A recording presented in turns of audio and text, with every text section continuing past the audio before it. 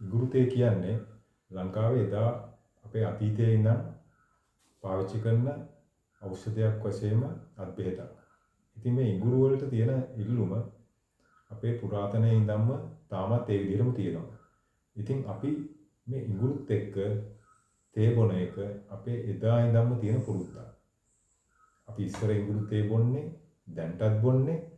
සමහර වෙලාවට අමු ඉඟුරු කෑල්ලක් අල්ලලා අපි තේ කෝප්පෙට දාලා ඒකත් එක්ක අපි අමුතු වින්දනයක් ලබනවා ඉඟුරු තේ එකක් පීලා. ඒක සමහර කට්ටියගේ එක එක රුචිකත්වය අනුව ඉඟුරු වල ප්‍රසෙට වෙනස් කරනවා. ඉතින් ඉඟුරු ගත්තාම අපේ දේශීය වෛද්‍ය විද්‍යාවේ හා බටහිර වෛද්‍ය විද්‍යාවේ කොතනකවත් කියලා නැහැ මේ ඉඟුරු ශරීරයට අහිතකරයි කියලා. මම දන්න විදිහට ඉඟුරු වලින් ගොඩාක් සෞඛ්‍ය ප්‍රතිලාභ ලැබෙනවා. අපේ සාමාන්‍යයෙන් අපේ ආහාර ජීර්ණ පද්ධතියේ ඇතිවන ගැටලු වලට බඩේ අමාරුත යාම ඔය ගොඩාක් දේවල් වලට අපි ඉඟුරු පාවිච්චි කරනවා. ඉස්සර දේශීයව අපේ මුතුන් මිත්තන්ගේ නම් අපි ඉඟුරු පාවිච්චි කරනවා. දැනට වුණත් ඉඟුරු වලට ලෝකේ සෑහෙන ඉල්ලුමක් තියෙනවා. ඉතින් අපි අද බලන්නේ කොහොමද මේ ඉඟුරු අපි තේත් එක්ක පාවිච්චි කරන්න කියලා. අපිට කියලා දෙන්න ඕනේ නැහැ තේත් එක්ක අමු ඉඟුරු කෑල්ලක් දාලා බොන එක. ඒක අපි එදා ඉඳන්ම දන්න දෙයක් නේ. ඉතින් ඒක අපි කවදාකවත් කියලා දෙන්න ඕනේ නැහැ.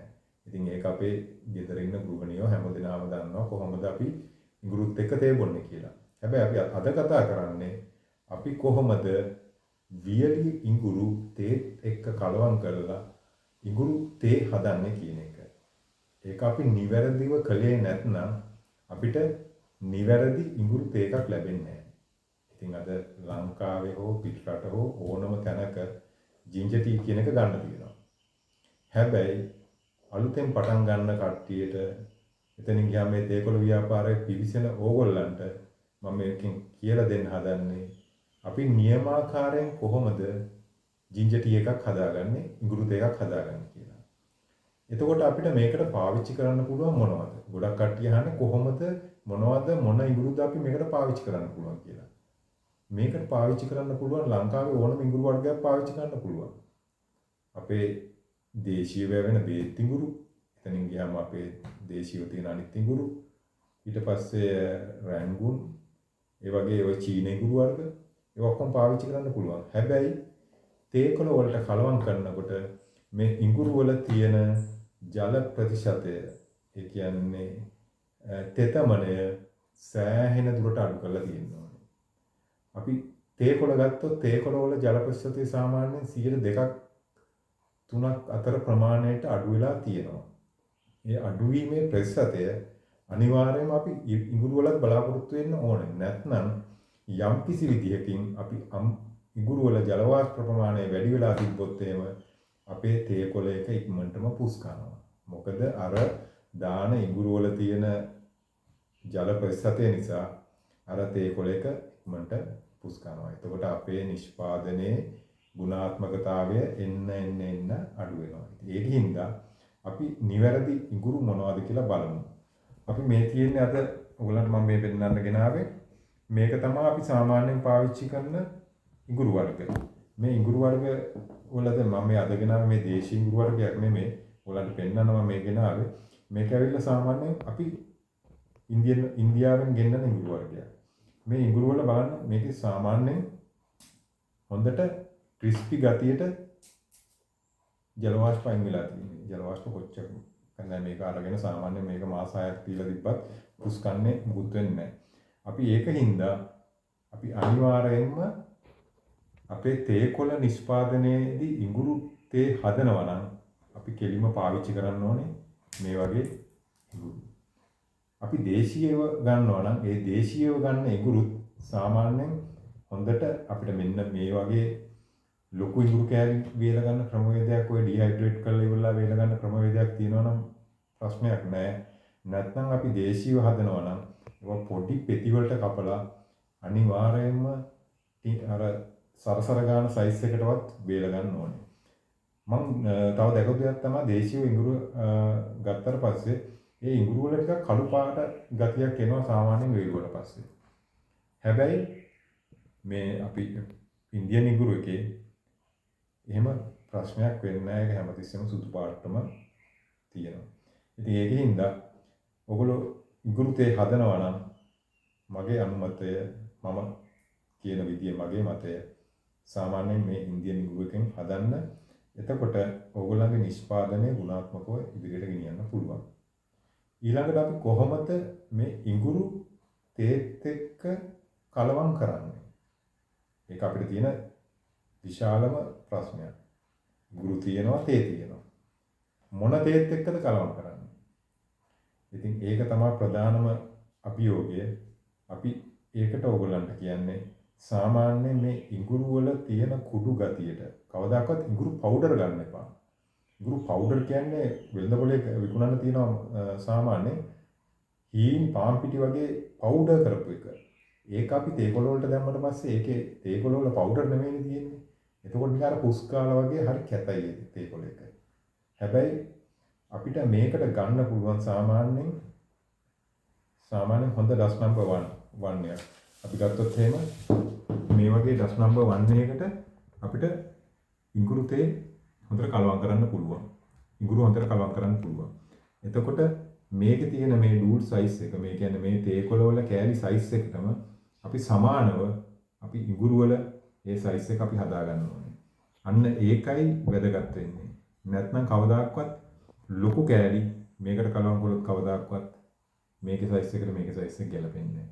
ඉතින් ඒකින්ද හැමතිස්සෙම තේකොළ ඉඟුරු තේ හදනකොට අපි ගන්න තේකොළ එකේ තේකොළ වල ඩූල් සයිස් එක කියන්නේ තේකොළ වල ප්‍රමාණයට ඉඟුරු වල තියෙන කුඩු ගතිය ප්‍රමාණය සමාන කරන්න. එතකොට තමයි හොඳට කලවම් වීමක් මේකෙදි අපිට කරන්න පුළුවන් වෙන්නේ.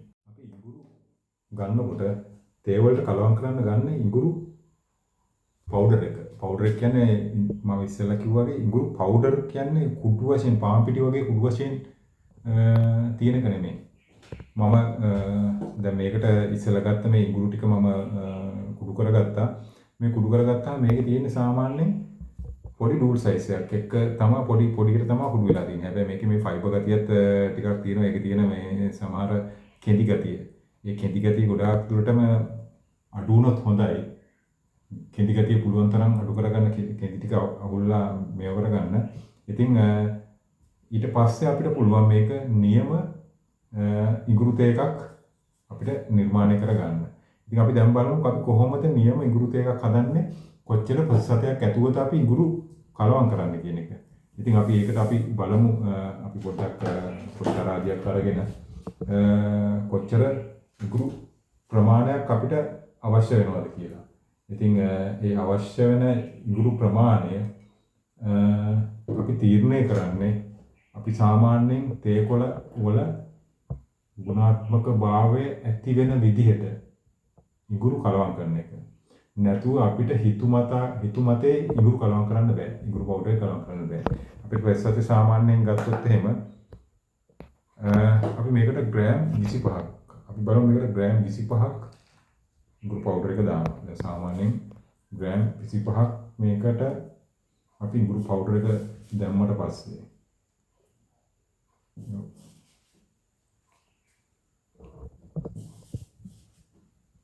දැන් මේකට අපි ග්‍රෑම් 25ක් ඉඟුරු පවුඩර් එක දාලා තියෙනවා. එතකොට මේ තමයි අපේ ග්‍රෑම් 25ක ප්‍රමාණය. මේ ප්‍රමාණයට අපි කොච්චර තේකොළ කලවම් කරනවද? අන්න ඒකයි අපිට වැදගත් වෙන්නේ. ඉතින් අපිට සාමාන්‍යයෙන් ග්‍රෑම් 100කට තේකොළ ග්‍රෑම් 100කට අපිට ග්‍රෑම් 25ක් සාමාන්‍යයෙන් ඉඟුරු කලවම් කළොත් හොඳ ඉඟුරු තේ එකක් හදාගන්න පුළුවන්.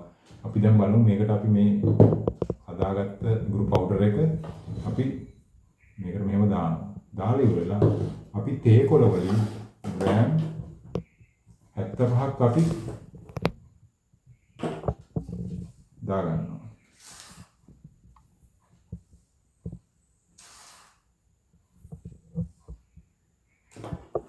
දැන් මේ තියෙන්නේ තේකොළ අපි ග්‍රෑම් 75ක් දාගෙන.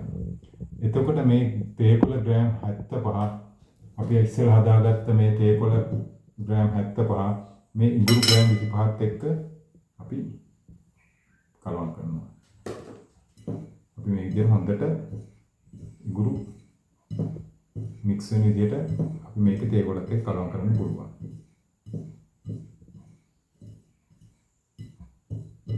මේ විදිහට හොඳට හැම අංශුවක් එක්කම කලවම් වෙන තේ එකක් අපිට නිර්මාණය කරගන්න පුළුවන්. අපි හොඳට කලවම් කරමු. දැන් බලන්න මේකේ පැහැ සාමාන්‍ය හොඳට ඉඟුරු තියෙනවා. සමහර කට්ටිය දැන් ඉඟුරු ගණන් හින්දා සමහර වෙලාවට 10% විතර කලවම් කරනවා.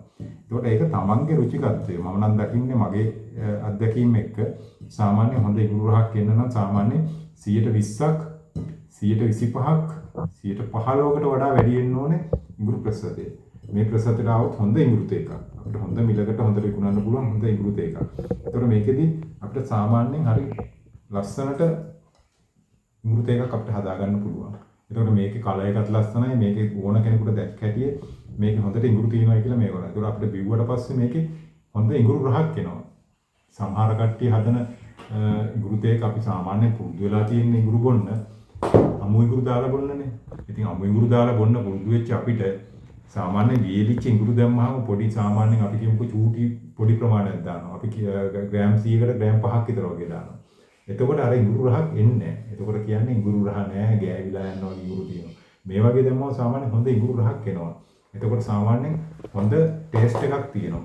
අන්න ඒ විදිහට අපිට ඉඟුරු කලවම් කරන්න පුළුවන් නම් හොඳ ඉඟුරු තේ එකක් හදාගන්න පුළුවන්. ඔයගොල්ලෝ මේක අත්හදා බලන්න. ඔයගොල්ලන්ගේ ව්‍යාපාරයේ ඉඟුරු තේ හදනවා නම් මේ වගේ හොඳ ඉඟුරු තේ එකක් හදන්න. එතකොට ඔයගොල්ලන්ගේ පාරිභෝගිකයන්ට හොඳ දෙයක් දෙන්න පුළුවන්. දෙවනි ගමනක් ඇවිල්ලා මේ මිනිස්සු මේක බොනවා. මොකද මේකේ තියෙන ගුණාත්මක භාවය, මේකේ තියෙන ක්වොලිටි එකයි බලන්නේ. මේක සාමාන්‍යයෙන් දැක්කහමත් ලස්සනයි. හොඳට ඉඟුරු කෑලි හැමතැනම තියෙනවා. එතකොට මේ ෆයිබර් ගතිය සමහරලාට මේක නැති කරන්න බෑ. මේ ඉඟුරු වල කොහොමදත් කෙඳි ගතිය තියෙනවා. ඒක පුළුවන් නම් ඕගලන්ට කෙඳි ගතිය ඉස්සෙල්ලාම අයින් කරලා ගන්න. ඒක වඩාත් ලස්සනයි.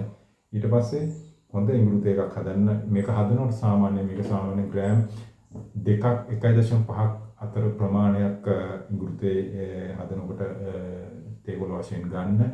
තව දෙයක් වැදගත් දෙයක් කියන්න ඕනේ. ඉඟුරු තේ බොනවා නම් අපි කොයි දේ වුණත් නිර්දේශ කරන්නේ සාමාන්‍ය ප්‍රමාණය. දවසට එක ඉඟුරු තේ එකක් ගත්තොත් මම නම් දකින්නේ ඒක හොඳයි. අපි ඉඟුරු තේ බොනවයි කියලා දවසට 4-5ක බොන්න ගියොත් මේක හැමදේම වැඩි වුණොත් මේක යම්කිසි අතුරු ප්‍රතිඵලයක් එනවා. ඒකින්ද හැම වෛද්‍ය නිර්දේශයත් අනුවම දවසකට එක කෝප්පයක් හෝ දවස් දෙකකට එක ඉඟුරු කෝප්පයක් හෝ ඔයගොල්ලෝ පාවිච්චි කරන්න. එතකොට ඔයගොල්ලන්ගේ සෞඛ්‍යයටත් හොඳයි. හැමදේටම හොඳයි. බොහොමත් ස්තුතියි. මේ වගේ අපි ඉදිරියටත් තව තේ කොළත් එක කරන්න පුළුවන් ව්‍යාපාර ගැන අපි කතා කරනවා මේ ඉඟුරු තේ ගැන. ඊට පස්සේ අපි කුරුඳු තේ ඒ වගේ අවශ්‍ය කරන තේ කොළත් එක්කම අපිට ඉදිරියට යන්න පුළුවන් ව්‍යාපාර ගැන අපි කතා කරනවා. කොහොමද ඒවා නිෂ්පාදනය කරන්නේ, කොහොමද ඒවා හරි විදිහට ගුණාත්මක භාවය වෙන්නේ කියලා. ඉදිරියට අපිත් එක්ක රැඳී ඉන්න. බොහොමත් ස්තුතියි අද වීඩියෝ එක නඩුවාට. බොහොම ස්තුතියි.